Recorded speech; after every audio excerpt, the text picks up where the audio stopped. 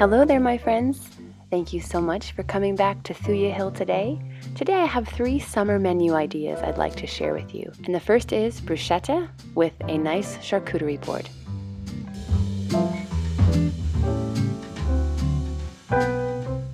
Now, as much as I love my oven, in the summer months, it's really nice to find recipes that don't always require the use of the oven. And so this one is great because I just have to toast the bread on the stovetop. And a lot of it is fresh veggies anyway, so that works out really nice on hot nights. So what you do first is you chop up your tomatoes of any variety.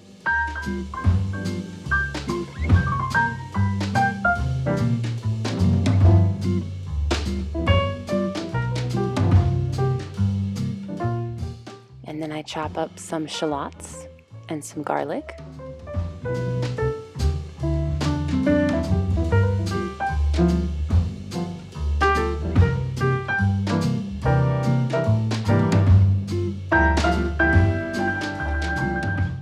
Next, you stir together with some salt and pepper and olive oil.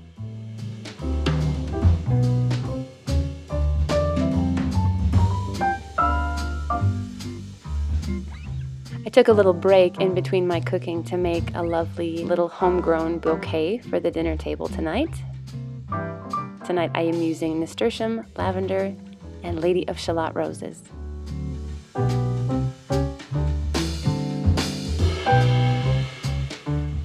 All right, back to cooking. Next, I get my basil leaves from the garden all chopped up and ready to put into my tomato mixture.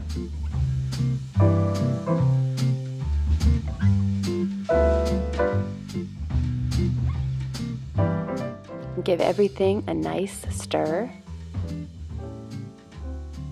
And next I add a bit of balsamic vinegar. And again, go ahead and stir. All right, now it's time to heat up my bread. And yes, I am using a stick of butter. I am not afraid of butter. So what I do is I put my cut bread in my cast iron pan, and to give it kind of that extra toasted feel, I put another cast iron pan on top of the bread and I kind of push it down and let it toast.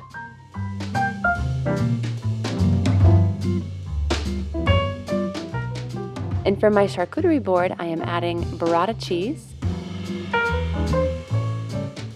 and a delicious piece of brie cheese, and then a variety of Italian meats.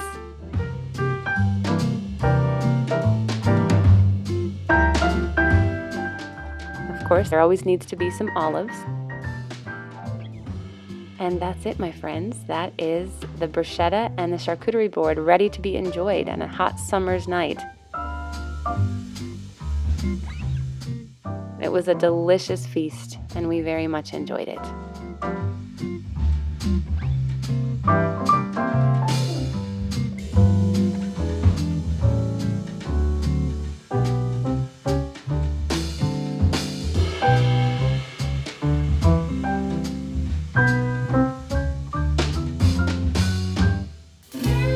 Next on the menu is grilled steaks and Suzanne Gowen's marinated eggplant and peppers. Now, this book is so wonderful. Suzanne Gowen is a fabulous Los Angeles chef. I love her food. I love her simple recipes, and this recipe is no exception. So the idea basically is to char your peppers. I just enjoyed charring them in my cast iron pan. You set them aside in a covered dish or a paper bag so that they can steam and get soft once they've been charred. Next, I go ahead and cut up my eggplant into small pieces. And then you cover the eggplant with salt and just let it sit for about 15 minutes. This will help release some of the moisture from the eggplant. And after this, I go ahead and season my steaks. And at this point, I've already turned my grill on, so it's nice and hot. And then I go ahead and get on to grilling my steaks. This is another great recipe that doesn't require you to turn your oven on. Again, I'm not against the oven in the summer. It's just nice to have a cooler house sometimes. And so the grill is a great way to do that.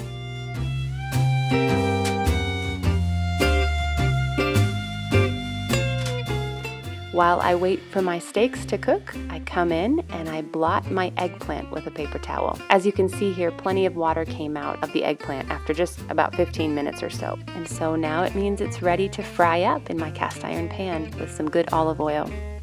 So I add my eggplant to the pan and I get them all cooked up and browned.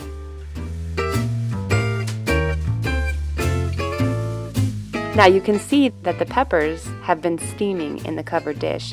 And at this point you can peel some of the skins and tear the pieces of pepper into smaller pieces.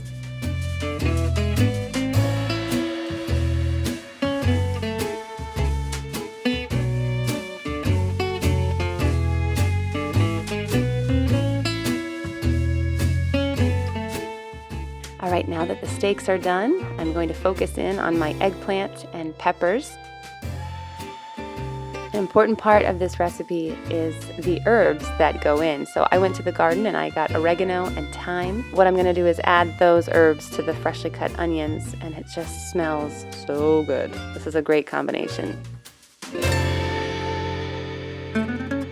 Then you can add your peppers to your onions, and you add some salt and pepper, of course.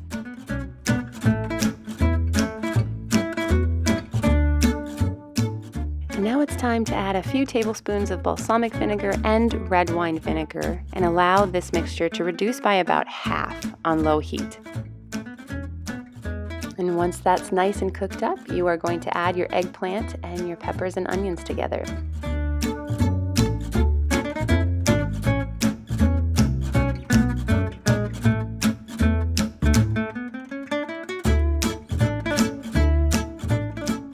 And you can plate everything up. This marinated eggplant and pepper dish is so good next to steak. And just to add a little addition, I put some sauerkraut, so it turned out to be a great dinner. Next on the menu is again from Suzanne Goin, and it's her infamous brioche with Gruyere, prosciutto, and egg. This recipe does require the oven, but it is so worth it. Of course, on a hot summer night, I love to have something sparkly and bubbly, and so I enjoyed that this evening while cooking. The first thing I do for this recipe is head out to the garden and get some spring onions and some parsley.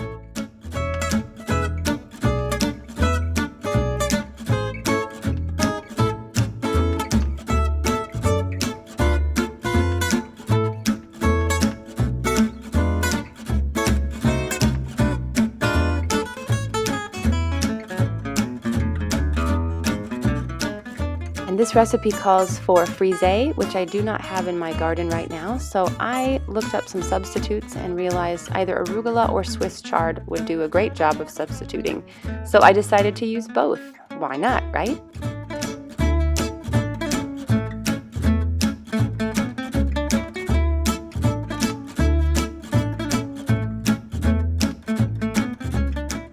So after picking my garden veg, I come in and wash everything off, and then I get on to cutting my Gruyere cheese, as you can see here.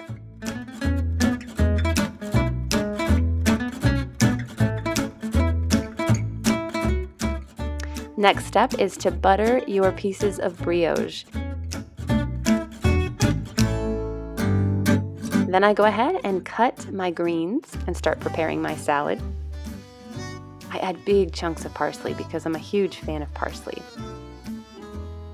Now you're going to add lemon juice and olive oil and some sea salt, and it makes for the most delicious dressing. You would not believe the flavors. They pack a real punch. So after the salad is made, I go ahead and toast my bread in the oven.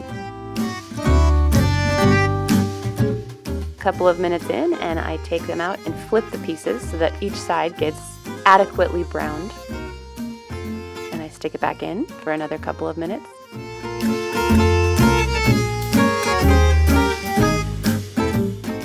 And while that's cooking away, I start on my eggs. So I'm going to fry about 6 eggs tonight. We like them over easy, and so that is how I cooked our eggs.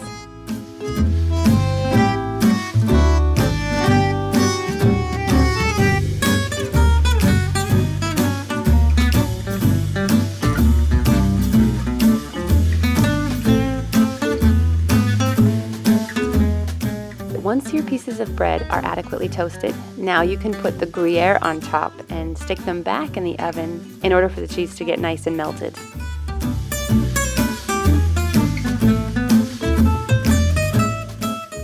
And once that's done, you begin plating everything up. So first goes on the salad,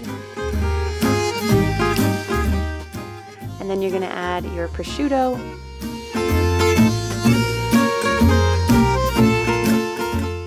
and then finally you're going to top everything off with the egg, and it is so delicious. Thank you so much for joining me on today's video. I love having you here and having you join me in the kitchen. I hope you enjoyed today's video, and I do look forward to seeing you in another new one very soon. Goodbye for now.